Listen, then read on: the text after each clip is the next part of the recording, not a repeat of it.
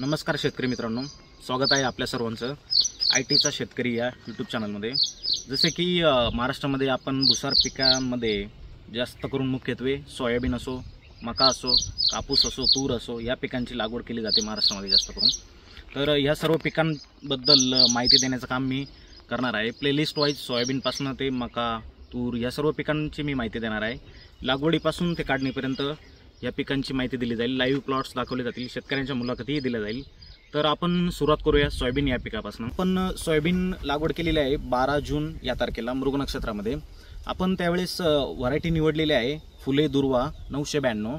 तर फुलेची अजून दोन व्हरायटी आहे, फुले संगम KDS 726, फुले किमया KDS 753 आणि आपण जी लेटेस्ट व्हरायटी निवडलेली आहे फुले दुर्वा 992 ही व्हरायटी हिची मॅच्युरिटी पिरियड जो आहे आपण काढणीचा कालावधी तर तो आहे 90 ते 95 दिवस आणि यील्ड प्रोडक्टिव्हिटी यील्ड कॅपॅसिटी ती आहे तर कमीत कमी 15 क्विंटलपासून ते 23 क्विंटलपर्यंत हे आपल्याला मध्यम ते हलक्या स्वरूपाच्या जमिनीमध्ये आपल्याला ॲव्हरेज देते।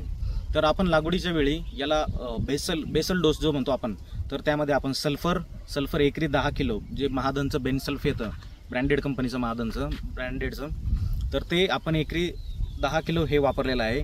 आणि महादनचंच क्रॉपटेक 9-24-24 हे आपण एकरी 80 किलो म्हणजे एकरी 2 बॅग हे आपण वापरलेलं आहे। लागवडीच्या वेळेस आपण पेरणी यंत्रामधनं हे सोडलेलं आहे। तर आपण लागवड ही आधुनिक पद्धतीने टोकन पद्धतीने केलेली आहे। टोकनमधील अंतर 2 ओळीतील अंतर आपण हे 12 इंच ठेवलेलं आहे, त्यामुळे बी हे कमी लागलं आपल्याला, एकरी 22 ते 25 किलोपर्यंत बी लागलं। आणि लागवड केल्यानंतर आपल्याला प्री एमर्जन्स हर्बिसाइड हे वापरता येतं आणि 7 ते 9 दिवसापर्यंत आपल्या सोयाबीनची उगवण क्षमता ही 100% झालेली आहे। तर लागवडीपासनं म्हणजे 12 जूनपासनं कमीत कमी 17 दिवसानंतर किंवा 17 ते 22-23 दिवसापर्यंतही आपण पोस्ट इमर्जन्स हर्बिसाइड वापरू शकता। पोस्ट इमर्जन्समध्ये आपल्याला विविध प्रकारचे औषधं बाजारामध्ये उपलब्ध आहे, मार्केटमध्ये ब्रँडेड कंपनीचे घेऊ शकता। त्यानुसार आपण फ्युजीफ्लेक्स हे जे औषध आहे ते आपण 29 जूनला आपण यावरती स्प्रे केलेलं आहे। तर मी दाखवतो तुम्हाला फ्युजीफ्लेक्स हे जे औषध आहे 2 मिली पर लिटर याचं प्रमाण आहे। याप्रमाणे आपण 20 लिटरच्या पंपासाठी 40 मिली हे औषध आपण फवारलं आहे।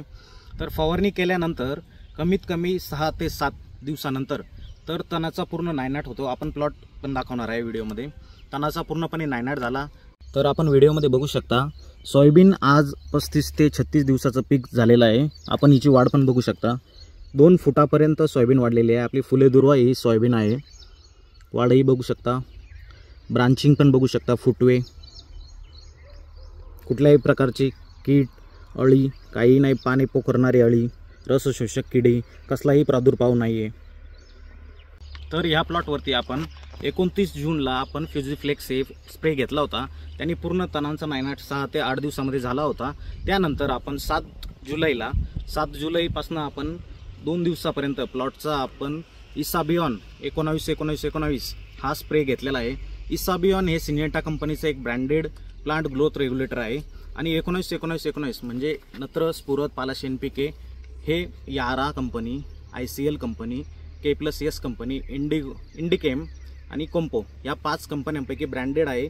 ह्या NPK मध्ये 100% वॉटर सोल्युबल कंटेंट असतात। तर इतर कंपनीचे घेण्यापेक्षा मी तुम्हाला सजेस्ट करेल की आपण ब्रँडेड कंपनीचा ICL, यारा, कोम्पो, इंडिकेम, K+S याच कंपनीला प्रेफरन्स द्यावा।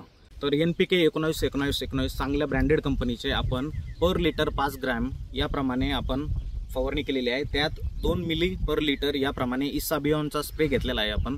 आपण इसाबिऑनला ऑप्शन आपल्याकडे बायोविटा X आहे हे घेऊ शकता। यात सीवीड एक्स्ट्रॅक्ट आहे जे की रूट डेव्हलपमेंट असो, शूट डेव्हलपमेंट, ब्रांचिंग डेव्हलपमेंट, तुमचं इन्क्रीज द फोटोसिंथेसिस म्हणजे प्रकाश संश्लेषण क्रिये ही जोरानं करतं, जे की पिकामध्ये अन्न निर्मितीचं काम हे प्रकाश संश्लेषण क्रियेमार्फत होतं। तर ते इसाबिऑनमधनंही आणि या बायोविटा Xमधनं दोन्हीमधनंही होतं। दोन्हीमध्येही चांगली क्वालिटी आहे, दोन्हीही जैविक आहे।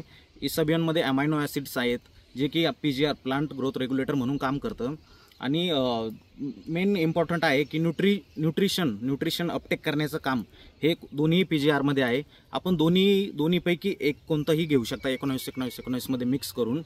तर या दोन्हींची प्राइस ही व्हॅरी होईल जे की आपले डिस्ट्रीब्युटर रिटेलर किंवा कृषी सेवा केंद्राच्या डिपेंड्स ऑन करेल ते, पण दोन्हीही आहे. दोन्हींचे रिपोर्ट सोयाबीनमध्ये मला आजपर्यंत चांगले मिळालेले आहे. 19-19 सोबत दोन्ही मिक्स करून घेऊ शकता. 19-19-19 5 ग्रॅम आणि ह्या दोन्हीपैकी कोणतंही एक तुम्ही घेऊ शकता 2 मिली प्रति लिटरने. 19-19-19 हे जे NPK आहे हे ब्रँडेड कंपनीचं वापरल्यामुळे ते व्हेजिटेटिव्ह ग्रोथला, म्हणजे जसं बाल्यावस्थेमध्ये बालकाला कसं दुधाची गरज असते तसं ह्या अवस्थेमध्ये पिकाच्या वाढीची अवस्था, व्हेजिटेटिव्ह ग्रोथ मीन्स वाढीच्या अवस्थेमध्ये आपण NPK हे समतोल प्रमाणे दिल्यानं तर पिकाची वाढ ही चांगली होते. मुळच रूट झोन जो आहे तो ॲक्टिव्ह असतो. रूट झोनमधनं पिकाची न्यूट्रिशन अपटेक करण्याची कॅपॅसिटी ही इन्क्रीज होते. फोटोसिंथेसिसची कॅपॅसिटी जोरानं होते, तीही इन्क्रीज होते. तर पीक हे जोमानं येतं सांगायचं म्हणजे.